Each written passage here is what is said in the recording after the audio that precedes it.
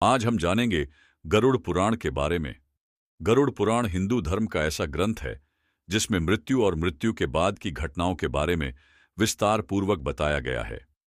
इसमें भगवान विष्णु पक्षीराज गरुड़ को मृत्यु के बारे में जो कुछ भी बताते हैं उसी का वर्णन मिलता है।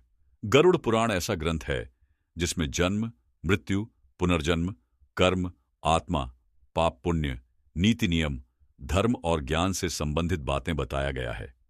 साथ ही इसमें मृत्यु पश्चात आत्मा के मनुष्य योनि और प्रेत योनि में जाने के बारे में भी बताया गया है कि आखिर किन कर्मों के बाद आत्मा प्रेत योनि में जाती है। प्रेत योनि क्या है?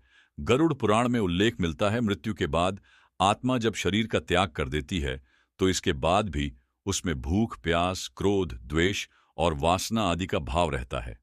गरुड़ पुराण में कुल 84 लाख योनियों के बारे में बताया गया है।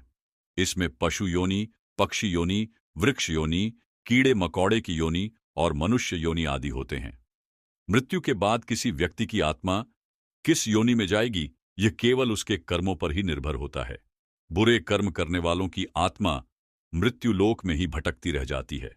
वहीं अगर किसी की मृत्यु दुर्घटना, हत्या या आत्महत्या आदि के कारण होती है, यानी आत्मा अपने शरीर को प्राकृतिक तरीके से नहीं त्यागती है, तो इससे आत्मा प्रेत योनि में चली जाती है। क्या है प्रेत योनि का रहस्य? गरुड़ पुराण के अनुसार मृत्यु के बाद जिस आत्मा को शांति नहीं मिलती या आत्मा प्राकृतिक तरीके से अपने शरीर का त्याग नहीं करती, तो ऐसी स्थिति में वह प्रेत योनि में भटकती रहती है। इसलिए शास्त्रों में मृत्यु के बाद मृतक के पिंडदान और श्राद्ध के बारे में बताया गया है। नियमानुसार पिंडदान और श्राद्ध करने से पितरों की आत्मा को शांति प्रदान होती है। लेकिन कुछ ऐसी भी आत्माएं होती हैं जो अधूरे कर्मों या बुरे कर्मों के कारण शांत नहीं होती और मृत्युलोक में भटकती रहती है। ऐसी प्रेत आत्माएं अन्य लोगों को किसी न किसी रूप में परेशान करती हैं। इसे हम आम बोलचाल में भूत, पिशाच या राक्षस आदि का नाम दे देते हैं।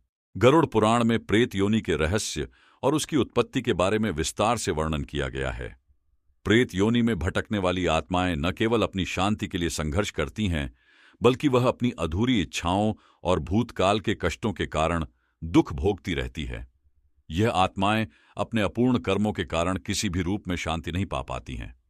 इन आत्माओं का मनुष्य और अन्य जीवों के साथ संपर्क होता है और अक्सर वे अपनी पवित्रता या शांति की तलाश में प्रेत रूप में प्रकट होती हैं। मित्रों, गरुड़ पुराण के अनुसार प्रेत योनि में भटकने वाली आत्माएं वे होती हैं जो या तो बुरे कर्मों के कारण या फिर प्राकृतिक तरीके से शरीर को छोड़ने में असमर्थ रहती हैं। यदि कोई व्यक्ति आत्महत्या करता है या उसका मृत्यु अचानक और हिंसक रूप से होती है, तो ऐसी आत्मा प्रेत योनि में फंसी रहती है। ये आत्मा शरीर से निकलने के बाद विभिन्न बाधाओं का सामना करती है और अपनी इच्छाओं की पूर्ति के लिए संघर्ष करती है। कभी कभी इन आत्माओं को पुनः जन्म लेने का अवसर भी नहीं मिलता, क्योंकि उनका कर्म चक्र पूरी तरह से अव्यक्त और अधूरा होता है। मित्रों, प्रेत योनि में भटकने वाली आत्माओं के पास अपनी इच्छाओं की पूर्ति के लिए कोई साधन नहीं होते। वे भूख, प्यास, क्रोध और द्वेष से पीड़ित होती हैं।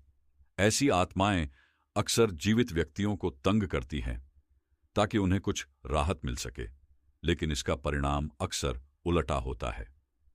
इसके चलते यह आत्माएं अक्सर शांति की तलाश में होती है, लेकिन उनका भटकना और परेशान करना उनके कर्मों का फल है। इस स्थिति में पिंडदान और श्राद्ध कर्म का अत्यधिक महत्व होता है, क्योंकि यह मृतकों की आत्माओं को शांति और मुक्तिदान प्रदान करने का एक तरीका माना जाता है। मित्रों, गरुड़ पुराण में यह भी बताया गया है कि पिंडदान और श्राद्ध कर्मों के माध्यम से मृतक आत्माओं को शांति मिलती है। यह अनुष्ठान विशेष रूप से तब महत्वपूर्ण होते हैं जब किसी व्यक्ति की मृत्यु दुर्घटना, हिंसा, आत्महत्या या असमय होती है। पिंडदान और श्राद्ध मृतक की आत्मा को उचित मार्ग पर भेजने का कार्य करते हैं। यह अनुष्ठान विशेष रूप से पितरों के लिए किए जाते हैं ताकि उनकी आत्मा को शांति मिले और वे अगले जन्म में अच्छे कर्मों के साथ एक नई यात्रा शुरू कर सके। मित्रों, गरुड़ पुराण के अनुसार प्रेत योनि से मुक्ति पाने के लिए पवित्र कर्म और श्रद्धा का अनुसरण करना आवश्यक है। शुद्धता, दान, तप, पूजा और ईश्वर के प्रति भक्ति इन आत्माओं की मुक्ति के लिए एक रास्ता हो सकता है। मृतक की आत्मा को शांति और मुक्ति देने के लिए जीवित लोग अपने पितरों के प्रति श्रद्धा, सम्मान और उचित अनुष्ठान करने का प्रयास करते हैं। अंततः गरुड़ पुराण यह सिखाता है कि मृत्यु और पुनर्जन्म के चक्र को समझकर हमें अपने कर्मों में सतर्क और धर्मनिष्ठ रहने का प्रयास करना चाहिए, ताकि हम मृत्यु के बाद प्रेत योनि में भटकने से बच सकें और मुक्ति की प्राप्ति कर सकें।